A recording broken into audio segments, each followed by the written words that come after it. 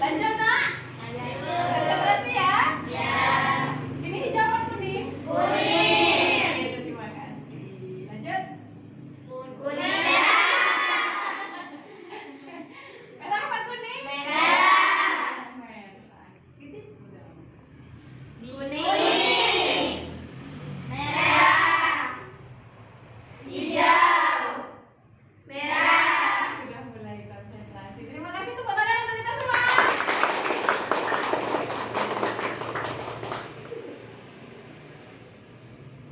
Sebelum pelajaran ini dimulai, saya punya pretest soal untuk kalian. Materi kita hari ini adalah substansi dan strategi dakwah Rasulullah periode Mekah. Berarti periode awal kenabian ya. Kalian tahu dakwah itu apa? Dakwah itu apa nak? Mengajak kepada mengajak kepada kebaikan. Kalau Rasulullah dulu mengajak orang-orang Quraisy untuk masuk agama Islam. Kalau kita sekarang nih sebagai siswa, kira-kira kalau kita sebagai siswa sekarang, dakwah kita itu apa? Mencari ilmu yang lain. Apa nak? Oh iya, biar kita pintar. Dakwah itu mengajak ya. Jadi kalau kalian nih sebagai siswa, cara kalian berdakwah kepada teman-temannya apa? Mengajak supaya tidak terlambat. Ya. Bukan berarti yang terlambat ditemani untuk terlambat ya. Jadi kita kompak untuk terlambat tidak ya? Tapi mengajak kebaikan kalian sebagai siswa itu adalah mengajak teman-temannya untuk tidak melanggar peraturan. Gitu ya nak? Coba soal ini kalian jawab dulu. Nanti dikumpulkan ke guru 10 menit ya. Ini hanya 8 soal saja. Dikasih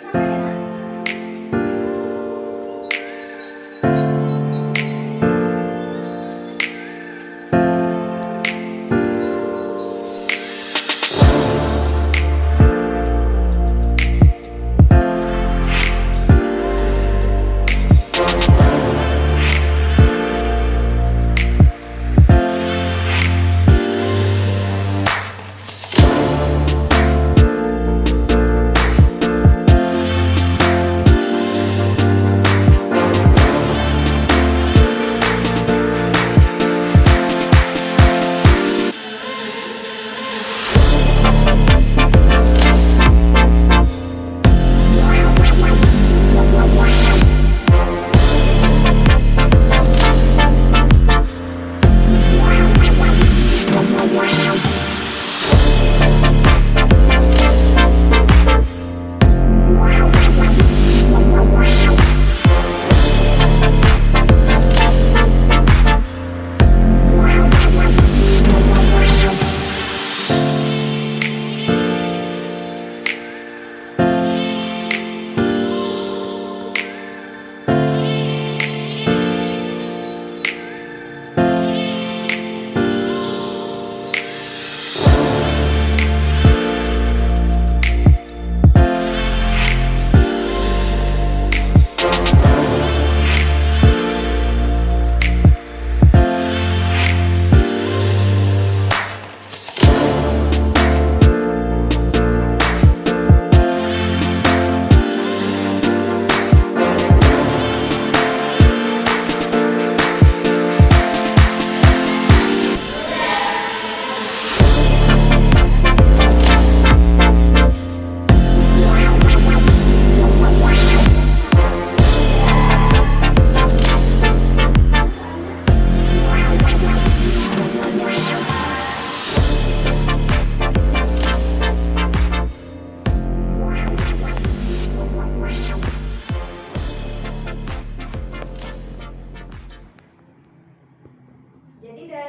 Tadi soal yang saya berikan, kira-kira gambarannya sudah ada materi hari ini ya? Ini gambar apa nak? Dakwah ya. Dakwah itu kan kalau sekarang itu kayak dai-dai gitu ya. Ulama-ulama yang lagi ceramah gitu ya. Itu namanya dakwah. Jadi materi kita hari ini adalah substansi dan strategi dakwah Rasulullah periode Mekah. Jadi substansi di sini adalah inti daripada yang harus disampaikan oleh Rasulullah itu apa, ya? Itu substansi. Apa saja nanti ada 4. Kemudian strategi dakwah itu adalah caranya. Cara Rasulullah mendakwahkan itu seperti apa? Yang kalian tahu, dakwah Rasulullah strateginya ada 2. Yang pertama adalah secara sembunyi-sembunyi atau secara dan secara sembunyi-sembunyi itu yang seperti apa? Oke, sebelum kita melangkah ke pelajaran berikutnya, kita lihat di sini kompetensi yang akan kita capai dalam pelajaran hari ini adalah menganalisis substansi dan strategi dakwah Rasulullah periode Mekah. Jadi menganalisis itu artinya mengurutkan ceritanya, gitu ya? Ya. Kemudian berikutnya adalah menyimpulkan. Nanti menyimpulkan, kemudian menjawab soal itu masuk di kompetensi 4 atau keterampilan, ya. Jadi kalau yang atas ini adalah pengetahuan, bagaimana kalian memahami nantinya terhadap materi. Kemudian yang kedua ini adalah praktek. Praktek kalau dalam mapel SKI itu adalah bagaimana kalian menjelaskan kembali, menyimpulkan apa yang guru sampaikan. Gitu ya, Nak? Ya. Atau kalau tidak seperti itu, kalian mempresentasikan. Itu namanya praktek dalam ilmu sosial atau dalam ilmu SKI, ya, Nak? Ya. Kemudian tujuan pembelajaran hari ini adalah melalui mengamati dan memperhatikan PowerPoint yang saya sampaikan, kalian mampu menelaah atau mempelajari, mampu menelaah substansi dakwah Rasulullah di Mekah sebagai sumber belajar secara baik. Yang kedua adalah melalui mengamati atau memperhatikan video. Nanti akan saya tayangkan videonya. Dari video itu nanti kalian bisa menjelaskan strategi dakwahnya Rasulullah itu seperti apa. Secara sembunyi-sembunyi yang kalian katakan tadi itu bagaimana, secara terang-terangan itu bagaimana, nanti akan ditampilkan di video, ya. Kemudian yang terakhir adalah melalui diskusi, menghubungkan soal dan jawaban. Nanti di sini kalian mampu menyajikan, menyampaikan atau menyimpulkan strategi dakwahnya Rasulullah. Itu ya, Nak? Ya. Berarti 1 dan 2 ini adalah pengetahuan, yang ketiga ini adalah praktek. Ya? Ya. Kemudian peta konsep. Nah, peta konsep ini yang akan kita pelajari hari ini. Strategi dakwah Rasulullah, substansi dakwah Rasulullah periode Mekah, yaitu dakwah secara sembunyi-sembunyi dan dakwah secara terang-terangan. Hanya 4 poin ini yang harus kita pelajari hari ini, ya. Ya. Sampai sini ada yang mau ditanyakan, Nak? Lanjut. Di sini, Nak, substansi dakwah Rasulullah di Mekah itu adalah substansi yang saya katakan tadi, inti dari apa yang harus disampaikan oleh Rasulullah dalam mendakwahkan agama Islam. Yang pertama adalah 1, mengajarkan tauhid. Paham tauhid, Nak? Tauhid itu apa?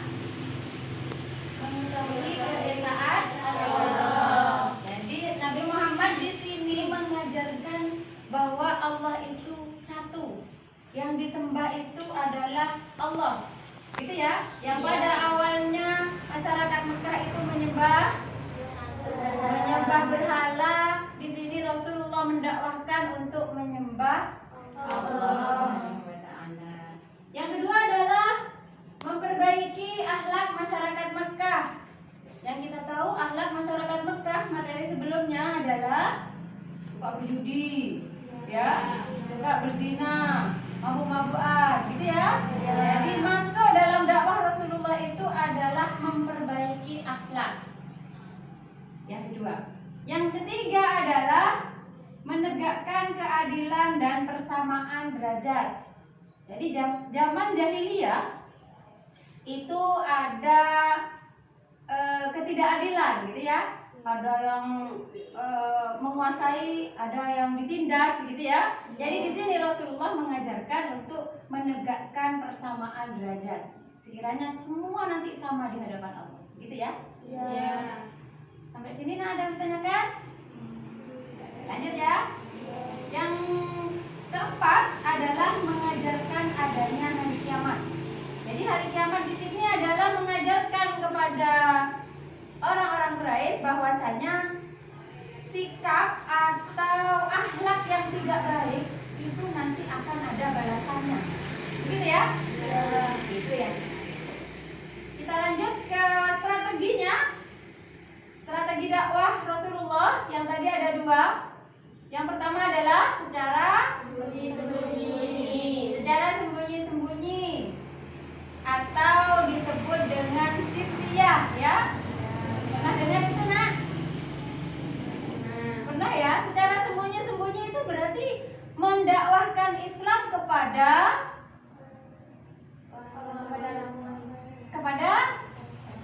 keluarga dan sahabatnya ya, sahabat terdekatnya itu secara sembunyi-sembunyi. Jadi dakwah secara sembunyi-sembunyi itu dakwah yang dilakukan oleh Rasulullah kepada keluarga dan sahabat-sahabatnya. Jadi orang pertama yang menyambut ajakan Rasulullah siapa? Istrinya yang bernama Khadijah binti Huwailid. Yang kedua Ali bin Abi Thalib. Kalian tahu Ali bin Abi Thalib itu siapa? Selain sahabat Nabi, Khulafaur Rasyidin, beliau ini adalah sepupu Rasulullah. Ya? Kemudian Zaid bin Haritha ini siapa? Budak yang dimerdekakan oleh Rasulullah ya? Kemudian berikutnya Abu Bakar As-Siddiq, sahabat Rasulullah yang setia kepada Rasulullah, lebih dahulu masuk Islam, lebih dahulu percaya bahwa Islam itu benar-benar baik, gitu ya? Kemudian di sini dari dakwah kepada keluarganya, kemudian seperti Abu Bakar sebagai sahabatnya yang sudah masuk Islam, mengajak kepada atau berdakwah kepada yang lain, kepada sahabat-sahabatnya ya. Yang diajak oleh Abu Bakar adalah Abdurrahman bin Auf, siapa lagi? Terus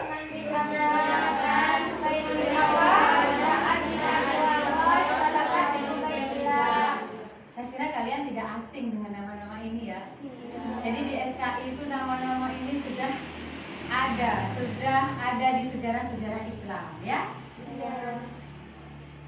Kemudian dari orang-orang yang pertama kali masuk Islam ini disebut dengan as-sabiqunal awwalun. Jadi as-sabiqunal awwalun itu artinya adalah orang yang pertama kali masuk Islam. Orang yang pertama kali menyambut ajakan Rasulullah. Berikutnya adalah dakwah secara terang-terangan. Apa itu dakwah secara terang-terangan? Mengajak masuk Islam di depan umum, gitu ya. Mengumpulkan orang-orang banyak, kemudian Rasulullah mengajak mereka untuk masuk Islam. Di sini yang pertama adalah mengundang kaum kerabat Bani Hashim. Bani Hashim ini keluarga Rasulullah. Diundang semuanya ya, diundang semuanya, kemudian di situ disampaikan bagaimana Islam itu menurut Allah itu seperti apa gitu ya. Nanti kita lihat lengkapnya di video yang akan saya tampilkan nanti ya. Kemudian Rasulullah menyeru umat-umat di luar penduduk kota Mekah. Jadi secara terang-terangan itu berarti semua orang, banyak orang tahu, tidak secara sembunyi-sembunyi ya. Kemudian selanjutnya adalah ada 2 orang Quraisy yang masuk Islam pada saat Rasulullah berdakwah secara terang-terangan? Beliau adalah Kalian tahu dua tokoh ini? Yang tahu satu apa dua? Satu. Umar bin Khattab saja? Iya. Jadi Hamzah bin Abdul Muthalib ini adalah paman Rasulullah. Ya, paman Rasulullah yang mana dua orang ini, Hamzah dan Umar bin Khattab ini posisinya di kaum Quraisy, beliau ini paling jago untuk perang, paling keras di antara semua orang Quraisy. Jadi orang-orang Quraisy takut sama dua orang ini.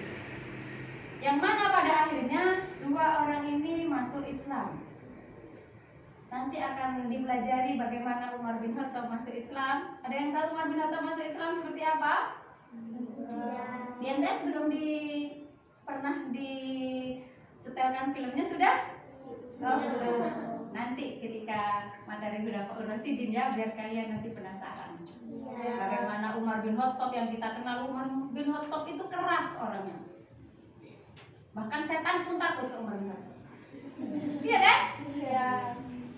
Jadi nanti kita bahas di Khulafaur Rasyidin ya, biar kalian semangat untuk mengikuti pelajaran saya. Lanjut nak, sampai di sini? Lanjut. Ternyata sudah selesai. Jadi materinya itu nanti setelah ini saya akan perlihatkan video tentang bagaimana dakwah Rasulullah ya. Kemudian kita bentuk kelompok. Yang sebelah sana kelompok A, yang sebelah sini kelompok B ya. Jadi yang kanan adalah kelompok A sampai di tengah ya. Yang sini adalah kelompok B. Nah, video ini kalian perhatikan, kalian saksikan, kemudian diskusikan dengan kelompoknya. Kira-kira saya punya pertanyaan apa dengan video ini, gitu ya nak? Iya.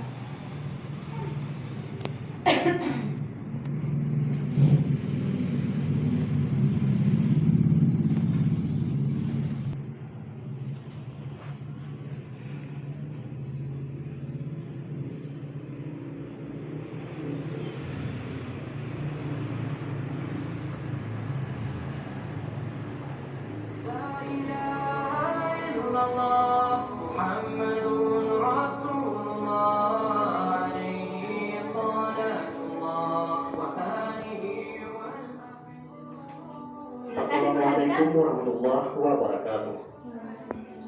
Dakwah Nabi Muhammad SAW secara terang-terangan atau jahriyah. Namun sebelum lanjut, jangan lupa untuk sukai video ini, komen, dan berlangganan, serta bagikan video ini agar bermanfaat bagi semua. Terima kasih. Fase ini ditandai dengan wahyu dari Allah Subhanahu wa Ta'ala yang berisi perintah untuk memperingatkan kalangan keluarga beliau Sallallahu Alaihi Wasallam, sebagaimana firman Allah Subhanahu Wa Taala, dan berilah peringatan kepada kerabat-kerabatmu yang terdekat. Quran Surat Asy-Syu'ara ayat 214. Setelah turun ayat tersebut, yang Rasulullah lakukan adalah mengumpulkan sanak saudaranya dari kalangan Bani Hashim. Maka berkumpullah sekitar 45 orang dari sukunya. Rasulullah SAW segera menyampaikan misinya. Segala puji hanya milik Allah. Aku memujinya, memohon pertolongannya, beriman dan bertawakal kepadanya. Tiada Tuhan yang disembah kecuali Allah semata, tiada sekutu baginya. Sesungguhnya, aku adalah utusan Allah yang diutus untuk kalian secara khusus, dan kepada seluruh umat manusia secara umum. Demi Allah, kalian akan mati sebagaimana kalian tidur, dan kalian akan dibangkitkan sebagaimana kalian bangun dari tidur, dan perbuatan kalian akan diperhitungkan. Di sana ada surga dengan kenikmatan abadi, atau neraka dengan siksaan abadi. Lalu Abu Talib berkata, kami senang menolongmu, kami juga selalu menerima nasihatmu, dan sangat membenarkan ucapan-ucapanmu. Mereka, anak cucu nenek moyangmu kini berkumpul, dan aku salah seorang di antara mereka dan orang yang paling cepat memenuhi keinginanmu. Teruskanlah apa yang diperintahkan kepadamu. Demi Allah, saya akan selalu melindungimu dan mencegah orang yang akan berbuat jahat kepadamu. Cuma saja, saya belum siap meninggalkan agama Abdul Muthalib. Sedang Abu Lahab berkata, sungguh hal ini merupakan aib. Cegahlah dia sebelum mempengaruhi yang lainnya. Demi Allah, aku tetap akan melindunginya, tegas Abu Talib. Dari sini, Rasulullah mengetahui pembelaan Abu Talib kepadanya, meskipun dia sendiri tidak bersedia memeluk agama Islam. Maka setelah itu, Rasulullah SAW mendaki Bukit Safa, kemudian beliau berseru, wahai Bani Fidyah, wahai Bani Adi. Tak lama kemudian mereka berkumpul. Bahkan seseorang yang tidak dapat hadir, mereka mengutus utusannya untuk mencari tahu apa yang terjadi. Datang pula Abu Lahab dan kaum Quraisy. Maka bersabdalah Rasulullah SAW, bagaimana pendapat kalian seandainya aku beritahukan bahwa ada sekelompok pasukan berkuda di balik gunung ini akan menyerang kalian? Apakah kalian akan membenarkan ucapanku? Tentu, kami mengenalmu orang yang paling jujur di antara kami, jawab mereka. Maka Rasulullah SAW bersabda, sesungguhnya aku adalah pemberi peringatan untuk kalian sebelum datang azab yang sangat pedih. Celakalah engkau selama-lamanya. Untuk inikah engkau mengumpulkan kami, hardik Abu Lahab. Maka turunlah ayat, binasalah kedua tangan Abu Lahab. Quran Surat Al-Lahab.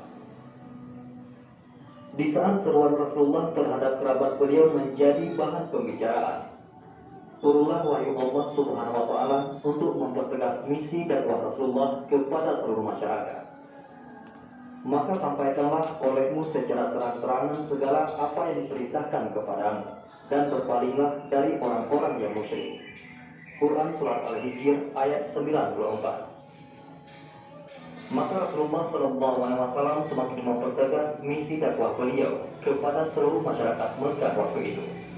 Beliau sampaikan segala bentuk kesyirikan, hakikat berhala-berhala yang disembah dan nilainya yang rendah. Beliau jelaskan bahwa siapa yang menyembahnya sebagai perantara antara dirinya dengan Allah Subhanahu wa Ta'ala adalah kesesatan yang nyata. Mendengar hal tersebut, meledaklah kemarahan masyarakat Arab.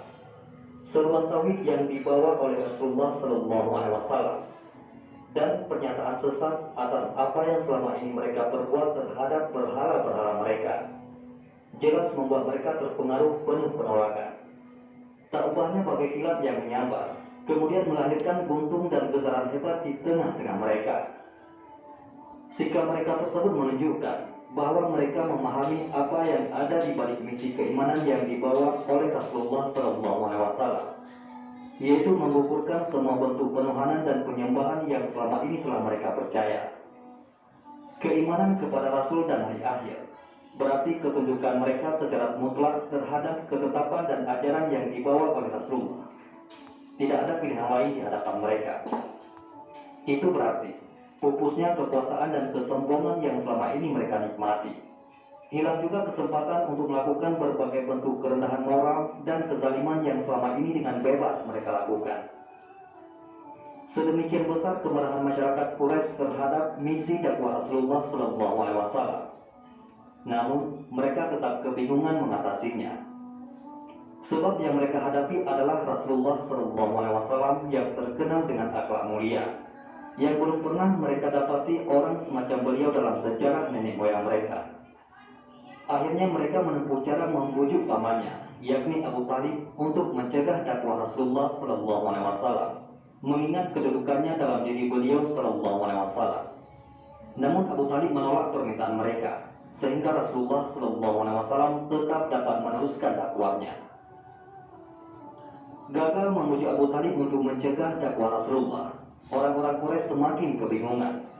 Apalagi beberapa bulan kemudian akan datang musim haji, di mana orang-orang Arab dari berbagai penjuru berdatangan. Mereka berpendapat bahwa Rasulullah harus diberikan citra negatif agar tidak dapat menyampaikan misi dakwahnya di kalangan jamaah haji. Untuk merealisasikan hal tersebut, mereka pun berkumpul di rumah Walid bin Mughirah untuk bermusyawarah. Mulanya mereka mengusulkan agar Rasulullah dijuluki sebagai dukun saja, Tetapi hal tersebut ditolak oleh wali karena menurutnya tidak ada tanda-tanda dukun pada diri Rasulullah SAW. Kemudian mereka mengusulkan tuduhan gila, penyair atau penyihir. Namun semua itu ditolak karena tidak ada yang sesuai dengan pribadi Rasulullah dan apa yang beliau sampaikan. Setelah itu berembuk sekian lama, akhirnya mereka sepakat untuk menjuluki Rasulullah sebagai reputasi dia. Pada awalnya julukan tersebut tidak disetujui oleh wali. Namun karena tidak ada pilihan lain, maka julukan itulah yang akhirnya disepakati. Paling tidak menurut mereka, karena apa yang Rasulullah lakukan telah membuat anak berpisah dari orang tuanya, saudara berpisah dari saudara dan keluarganya, suami berpisah dengan istrinya. Setelah mengambil keputusan tersebut, maka ketika musim haji tiba, kaum musyrikin Arab dengan segera berjaga-jaga di setiap jalan yang menjadi pintu masuk ke Makkah, dengan tujuan memperingatkan setiap orang yang datang agar tidak mendengarkan dakwah Rasulullah SAW. Wallahu a'lam bishawab.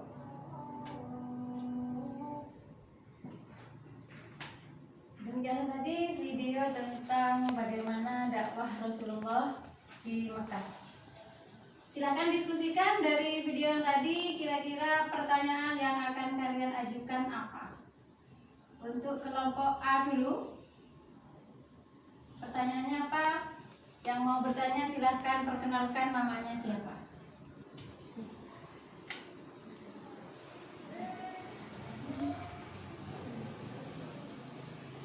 Namanya siapa, Mbak? Nama saya Lindawati. Pertanyaannya adalah Pertanyaannya adalah mengapa Rasulullah melakukan dakwah secara bersembunyi-sembunyi? tepuk tangan untuk Mbak Linda. Jadi pertanyaannya adalah mengapa Rasulullah melakukan dakwah secara sembunyi-sembunyi? Ada yang bisa jawab? Halo, ada yang bisa jawab, Nak? Bisa?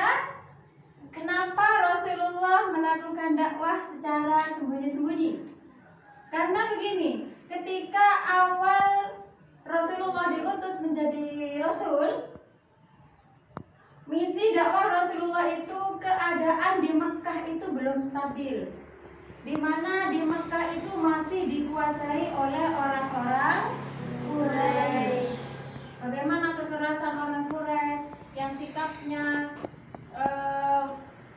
tidak baik gitu ya. Jadi dari situlah, dari segi itulah Rasulullah menganggap bahwa Mekah ini masih belum siap, kondisinya masih belum kondusif untuk melakukan dakwah secara terang-terangan. Maka dilakukanlah dakwah secara sembunyi-sembunyi.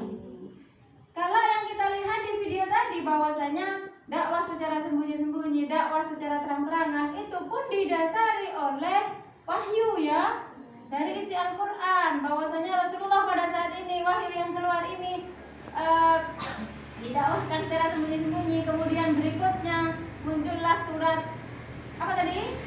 Al-Hijr ya, yang memerintahkan bahwa Rasulullah untuk mendakwahkan secara terang-terangan. Dari sini bisa dipahami, Mbak Linda? Terima kasih. Selanjutnya pertanyaan dari kelompok B.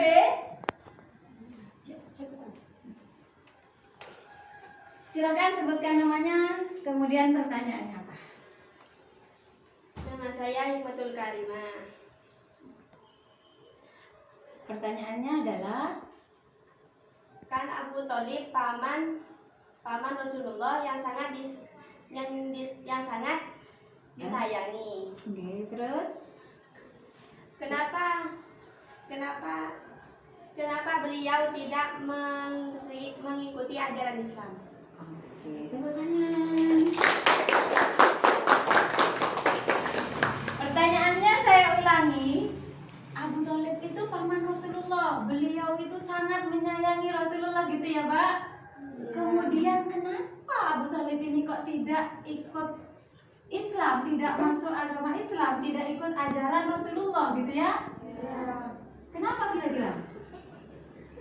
Di sini Abu Thalib ini masih percaya dengan agama nenek moyangnya. masih percaya dengan kepercayaan nenek moyangnya. Makanya beliau tidak mau mengikuti ajaran Rasulullah.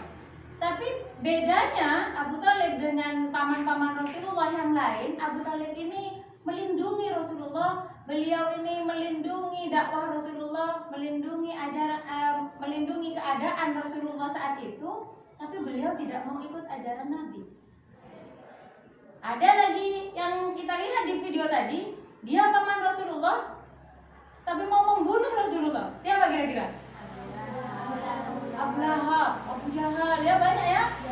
Jadi kalau sekarang ada pemimpin yang dibenci oleh saudaranya, tidak usah kaget, sudah biasa sejak zaman Rasulullah ya? Rasulullah aja mau dibunuh oleh pamannya sendiri. Nah, kalau sekarang kemudian ada kepala desa dibenci oleh saudaranya, sudah biasa.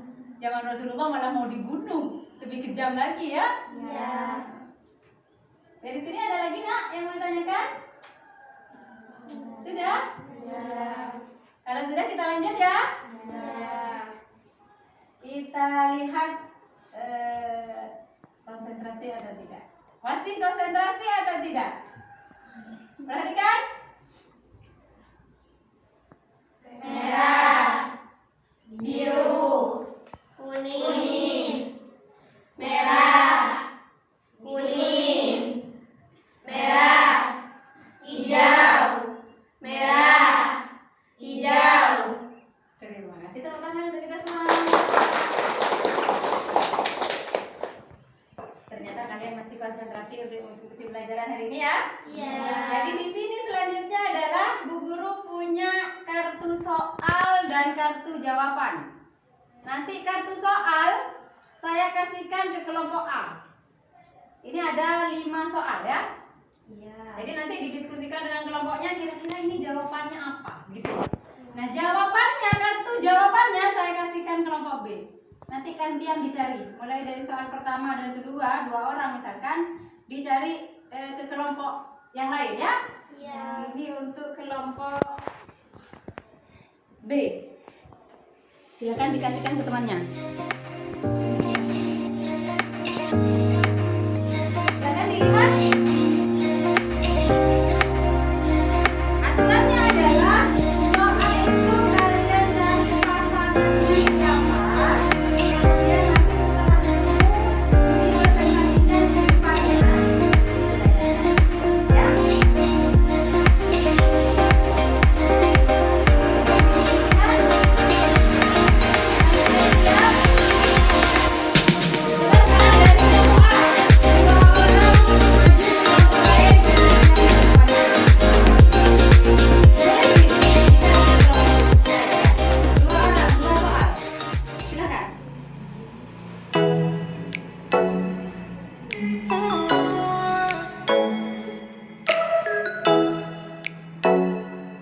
Boleh dilihat di temannya itu kira-kira pasangannya siapa. Nanti bajunya boleh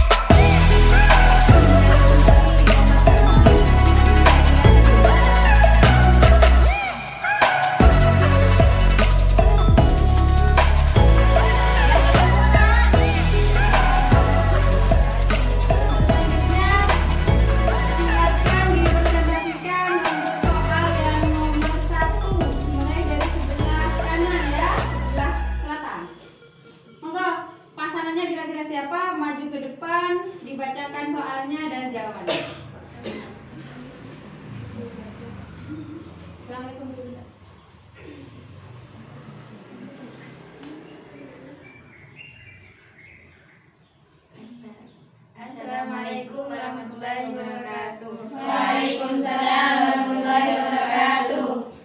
Tanyanya apa? Sebutkan substansi atau inti Islam yang harus didakwahkan Rasulullah awal kenabian. Awal kenabian. Jawabannya? 1. Keesaan Allah Subhanahu wa taala. 2. Persaudaraan dan persatuan. 3. Kesucian jiwa. 4. Hari kiamat sebagai hari pembalasan. Salah atau benar? Benar. Terima kasih, tepuk tangan. Silakan sudah kembali dilanjutkan ke soal berikutnya.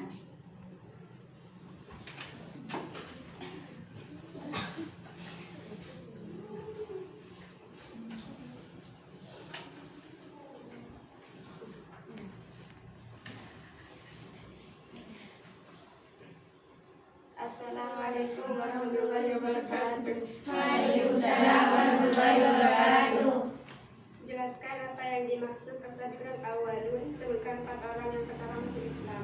As-sabiqun awalun adalah orang pertama yang masuk Islam. Di antaranya adalah Siti Khadijah, Ali bin Abi Thalib, Zaid bin Harisah, dan Abu Bakar As-Siddiq. Salah benar? Benar. Tepuk tangan. Terima kasih warahmatullahi wabarakatuh.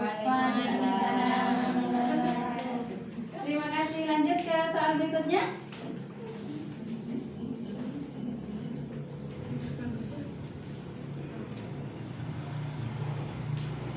Assalamualaikum warahmatullahi wabarakatuh. Waalaikumsalam warahmatullahi wabarakatuh. Mengapa Nabi Muhammad melakukan dakwah secara sembunyi-sembunyi? Karena pada awal misi dakwah Rasulullah keadaan di Mekah belum kondusif dan meyakinkan. Kuatnya kaum musyrik Quraisy berkuasa di Mekah menjadi hal sulit apabila Rasulullah langsung berdakwah secara terang-terangan. Salah apa benar? Benar. Terima kasih. Warahmatullahi wabarakatuh. Waalaikumsalam warahmatullahi wabarakatuh. Kelompok terakhir ya. 2. Nomor 2 dari yang terakhir. Ya. Silakan dipresentasikan ke depan.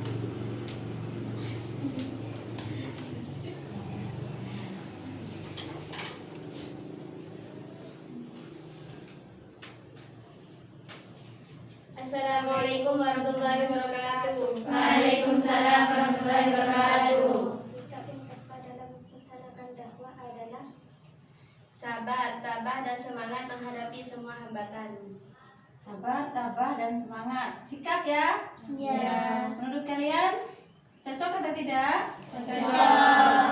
Terima kasih. Assalamualaikum warahmatullahi wabarakatuh. Waalaikumsalam warahmatullahi wabarakatuh. Silakan untuk pasangan yang terakhir.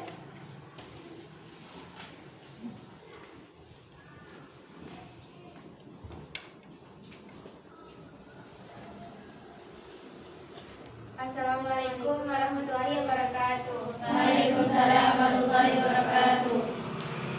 Bedakan maksud dari dakwah secara sembunyi-sembunyi dan dakwah secara terang-terangan. Dakwah secara sembunyi-sembunyi adalah dakwah yang dilakukan Rasulullah kepada keluarga dan sahabatnya.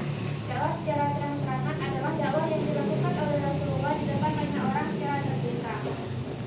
Salah benar, Nak? Benar. Terima kasih, tepuk tangan. Warahmatullahi wabarakatuh. Waalaikumsalam warahmatullahi wabarakatuh. Dari materi yang sudah kita pelajari hari ini, ada yang mau ditanyakan? Gak ada, sudah paham ya? Ya. Kalau sudah, monggo materi hari ini disimpulkan. Kira-kira kesimpulannya apa? Hari ini yang disampaikan, yang dibahas apa saja? Kita simpulkan ya? Siapa yang bisa menyimpulkan materi hari ini? Mbak, siapa namanya?